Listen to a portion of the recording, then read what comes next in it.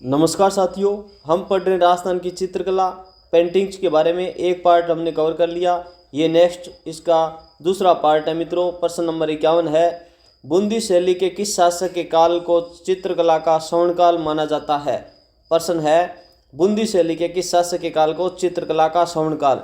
तो बूंदी शैली में स्वर्णकाल महाराणा उमेश सिंह के टाइम पीरियड को कहते हैं। महाराणा उमेश सिंह के शासनकाल में बूंदी शैली अपने चरमोत्कर्ष पर पहुंची, जहां पशु पक्षियों का चित्रण प्रमुख रहा है। ढोला मारूरा दूहा कवि कलोल द्वारा रचित चित्रण किस शैली में किया गया है। ढोला मारूरा दूहा है जोधपुर शैली में। ढोला मारूरा दूहा, ढोला मारू का नाम आते ही जोधपुर, किसके द्वारा रचित है, कवि कलोल द्वारा। तो जोधपुर शैली में ढोला मारू और मुमल के प्रेम आख्यान को लाल और पीले रंगों की प्रधानता के साथ चित्रित किया गया है। चाहे मुमल की बात आए, ढोला मारू की बात आए, जोधपुर। अंधेरे और प्रकाश के प्रयोग से त्रिविमीय यानी 3D प्रभाव दिखाने वाली चित्रकला शैली कौन सी है। अंधेरे और प्रकाश में त्रिविमीय यानी 3D दिखाने वाली, तो ये है जयपुर शैली। जयपुर शैली में आदमकद चित्रों और महलों के चित्रण में छवि, छाया और प्रकाश का प्रयोग कर चित्रों को त्रिविमीय प्रभाव दिखाया गया है। छाया और प्रकाश। निसारुद्दीन या नासिरुद्दीन ने रागमाला का चित्रण चावंड में किस वर्ष किया। तो इसका टाइम पीरियड पूछ लिया है 1605 ईस्वी में। निसारुद्दीन कहो या नासिरुद्दीन कहो, ने रागमाला का चित्रण किया था चावंड शैली में, वो किया था 1605 ईस्वी में। निसारुद्दीन ने महाराणा अमर सिंह प्रथम के समय 1605 ईस्वी में चावंड या मेवाड़ की जो उपशैली है रागमाला का चित्रण किया। शालिग्राम और जमुनादास ने किस शैली में योग मुद्राओं के चित्र बनाए। प्रश्न क्या है, शालिग्राम और जमुनादास। शालिग्राम और जमुनादास ने किस शैली में योग मुद्राओं के चित्र बनाए हैं। तो दो चित्रकार है शालिग्राम और जमुनादास, याद रखना। अलवर, आंसर क्या हो जाएगा, अलवर। अलवर शैली में विनय सिंह के समय योग मुद्राओं के चित्र बड़ी संख्या में चित्रित किए गए। इनमें चित्रकार दो मुख्य हैं, शालिग्राम और जमुनादास, अलवर शैली से हैं। किस शैली में रंग महल और छत्र महल के भित्ति चित्र विशेष रूप से प्रसिद्ध है।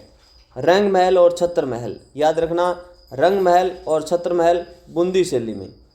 बूंदी शैली में राव उमेश सिंह के द्वारा निर्मित रंग महल के भित्ति चित्र पशु पक्षियों और वर्षा के दृश्यों के लिए प्रसिद्ध है।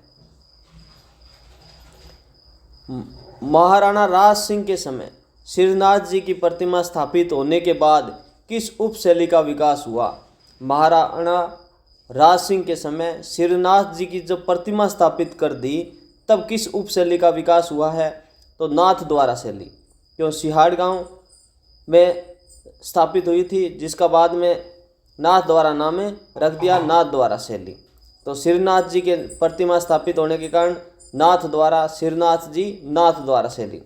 महाराणा राज सिंह द्वारा श्रीनाथ जी की मूर्ति नाथ द्वारा में स्थापित करने के बाद यहाँ बिछुआई और कृष्ण लीलाओं पर आधारित शैली का विकास हुआ। रुकनुद्दीन नामक कलाकार को किस शासक ने मुगल दरबार से बीकानेर बुलाया था। तो मुगल दरबार से बीकानेर बुलाया था रुकनुद्दीन को महाराजा राय सिंह। बीकानेर के महाराजा राय सिंह ने रुकनुद्दीन को मुगल दरबार से बीकानेर बुलाया था, रुकनुद्दीन को राय सिंह ने। तो रुकनुद्दीन जैसे उस्ताद कलाकार महाराजा राय सिंह और बाद के शासकों के समय मुगल दरबार से बीकानेर लाए गए थे।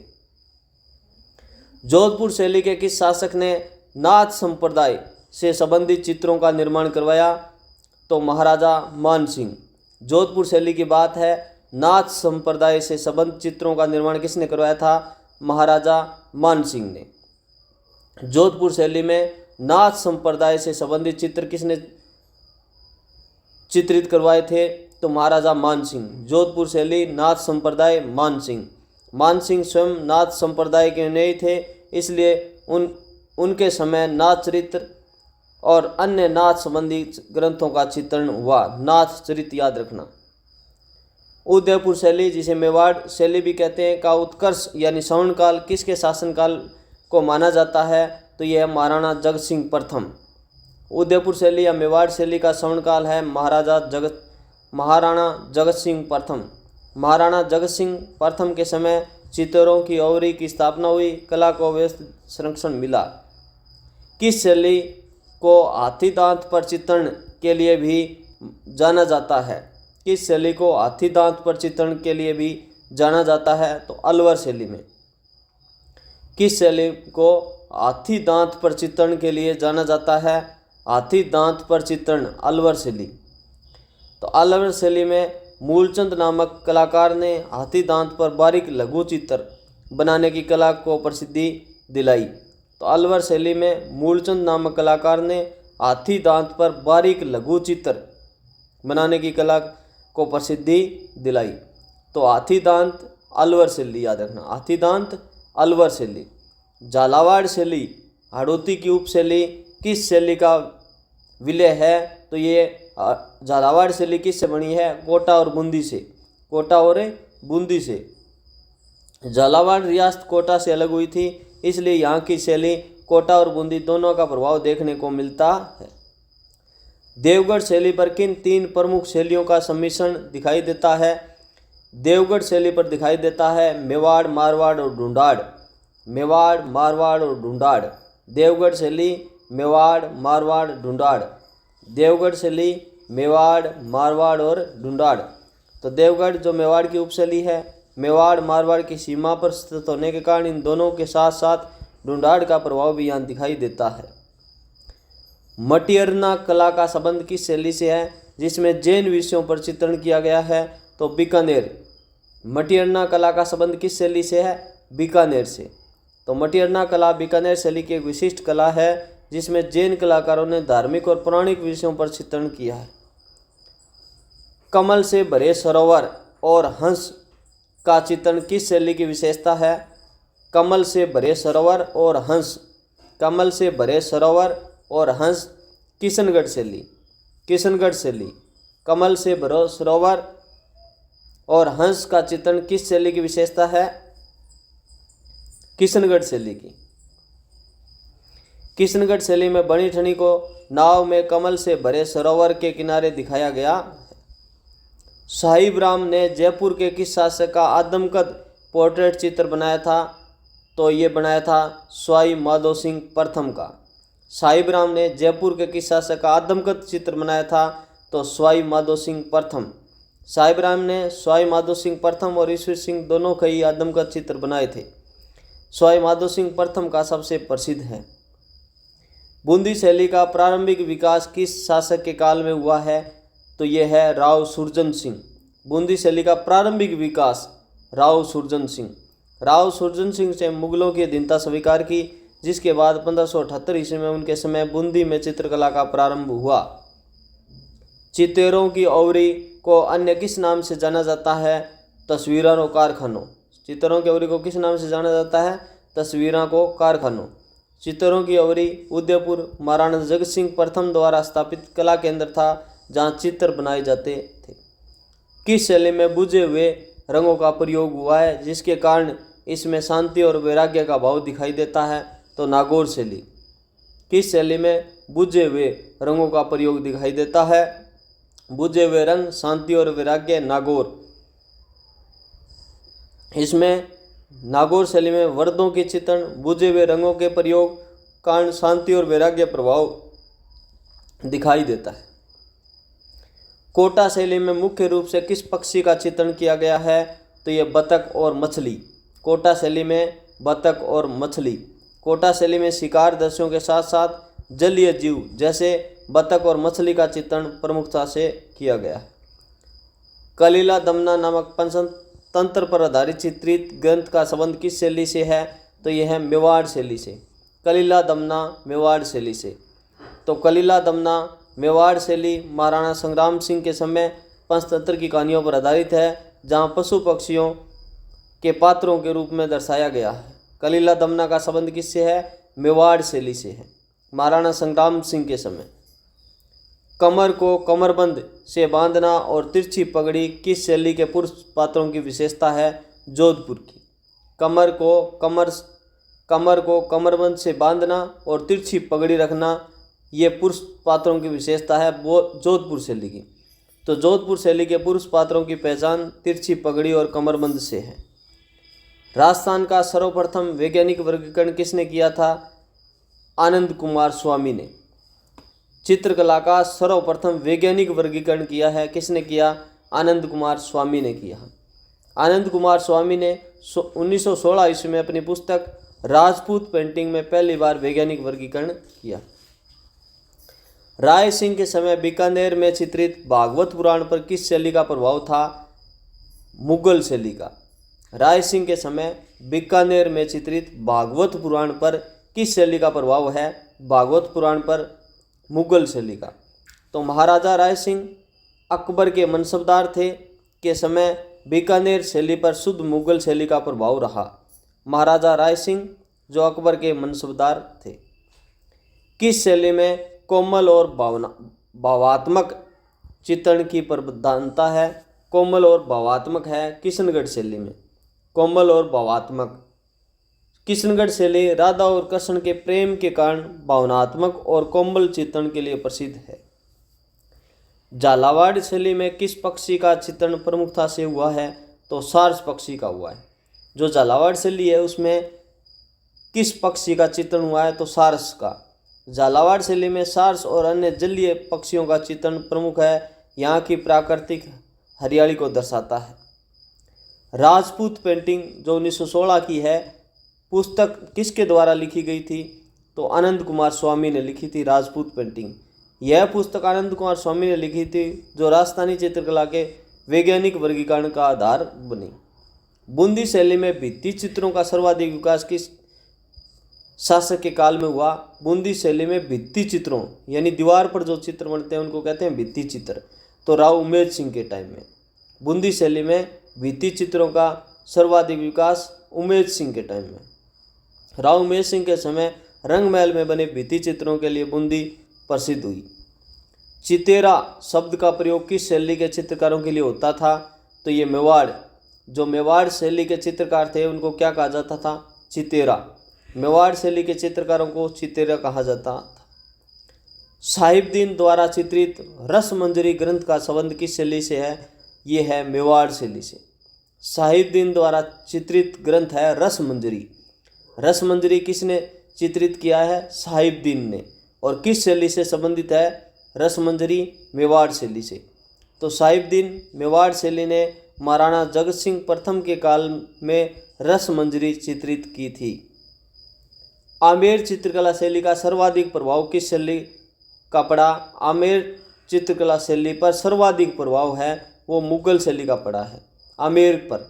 आमेर के शासक मान सिंह, मिर्जा राजा जय सिंह मुगलों के अधीन थे, इसलिए मुगल शैली का प्रभाव सर्वाधिक पड़ा।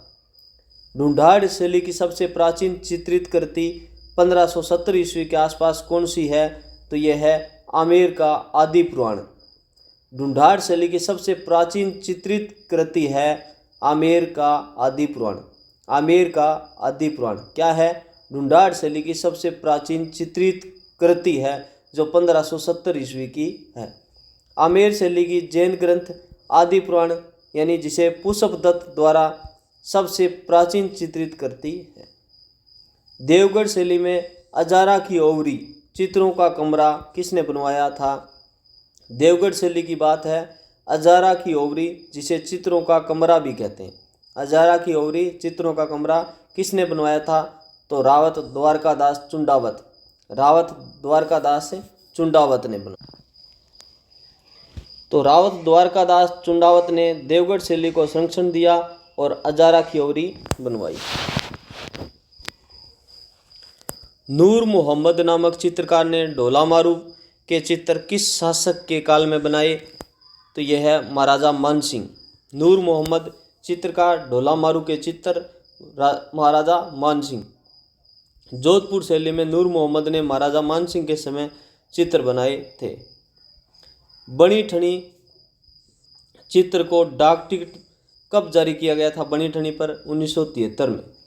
बनी ठनी चित्र पर 1973 ईस्वी में 20 पैसे का डाक टिकट जारी किया गया था। झाला जालिम सिंह के समय कोटा शैली में मुख्य विषय क्या था? शिकार और दरबार। झाला जालिम सिंह के समय कोटा शैली का मुख्य विषय था शिकार और दरबार। तो झाला जालिम सिंह जो प्रधानमंत्री थे के समय शिकार दृश्यों और दरबारी शान शौकत का चित्रण प्रमुख था।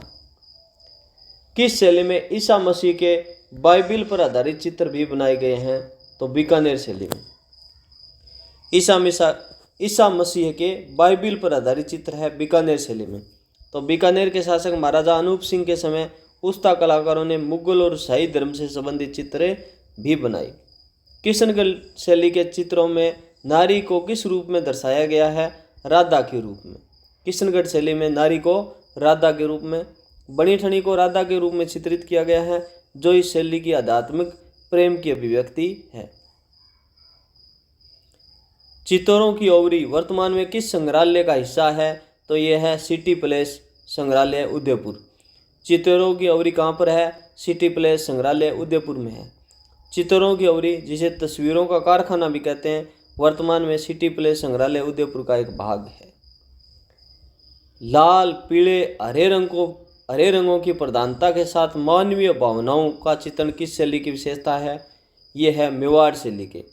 तो मेवाड़ शैली में लाल, पीले और हरे रंग की प्रधानता है और मानवीय भावनाओं का चित्रण किया गया है।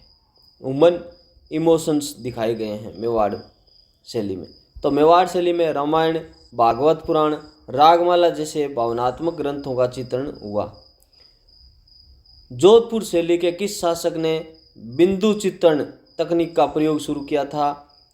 तो ये थे महाराजा मानसिंह ने बिंदु चित्रण शुरू किया था। तो महाराजा मानसिंह के समय नाथ संप्रदाय से संबंधित चित्रों में बिंदु चित्रण यानी छोटे डॉट्स का तकनीक का उपयोग किया गया। उदयपुर शैली में पुरुषों की छोटी दाढ़ी और मूंछों के साथ किस रूप में दर्शाया गया है? तो मुगल दरबार के अधिकारी के रूप में दर्शाया गया। उदयपुर शैली में पुरुषों को छोटी दाढ़ी और मूंछों के साथ दिखाया गया है, जो मुगल दरबार के अधिकारी के रूप में। 1615 ईस्वी में संधि के बाद मेवाड़ शैली में मुगल दरबार के अधिकारी और उनके परिधानों का चित्रण शुरू किया गया। अकबर के समय चावंड शैली में चित्रित ढोलामारू का ग्रंथ का संबंध किस शासक से है? तो यह है महाराणा प्रताप से। अकबर के समय चावंड शैली में चित्रित ढोलामारू ग्रंथ का संबंध है महाराणा प्रताप से। चावंड शैली का विकास महाराणा प्रताप के समय शुरू हुआ, इसलिए इस शैली में चित्रित ढोलामारू उनके काल से संबंधित है। नारियों के हाथों में तुलसी का पौधा किस शैली के चित्रों में दिखाया गया है? तो यह नाथ द्वारा राजसमंद। नारियों के हाथों में तुलसी का पौधा है नाथ द्वारा में। तो नाथ द्वारा शैली कृष्ण भक्ति में नारियों को भक्ति भाव दर्शाते हुए तुलसी या कमल के साथ दिखाया गया है।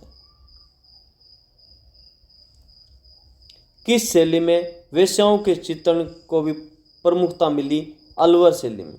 अलवर शैली में गणिकाओं या वेश्याओं के चित्र भी बनाए गए, खासकर महाराजा विनय सिंह के समय। झाला जालिम सिंह ने कोटा में किस महल में भित्ति चित्र बनवाए थे? तो झाला हवेली में। झाला जालिम सिंह ने झाला हवेली कोटा में चित्र बनवाए थे। झाला हवेली कोटा के भित्ति चित्र का कोटा शैली का सर्वोत्तम उदाहरण है।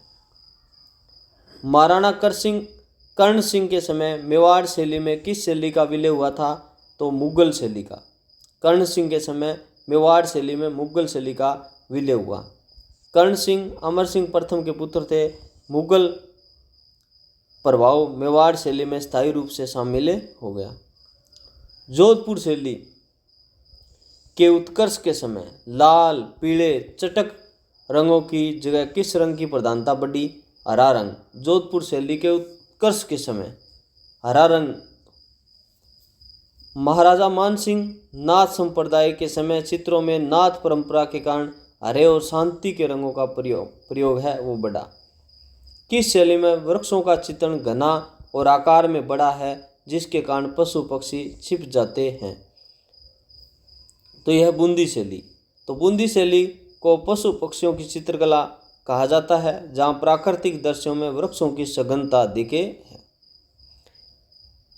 कांच पर चित्रण यानी ग्लास पेंटिंग करने वाले कलाकार घसीराम का संबंध किस शैली से है? नाथ द्वारा शैली से। घसीराम का संबंध है नाथ द्वारा शैली से।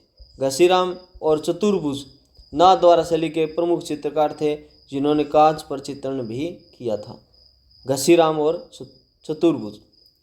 तो मित्रों, इस प्रकार ये आज का टॉपिक यहीं समाप्त करते हैं। प्लीज़ दोस्तों, पोलाइट रिक्वेस्ट आपसे, अपने दोस्तों के साथ शेयर करो, लाइक करो, कमेंट करो और चैनल को सब्सक्राइब जरूर करो। ओके, थैंक यू दोस्तों।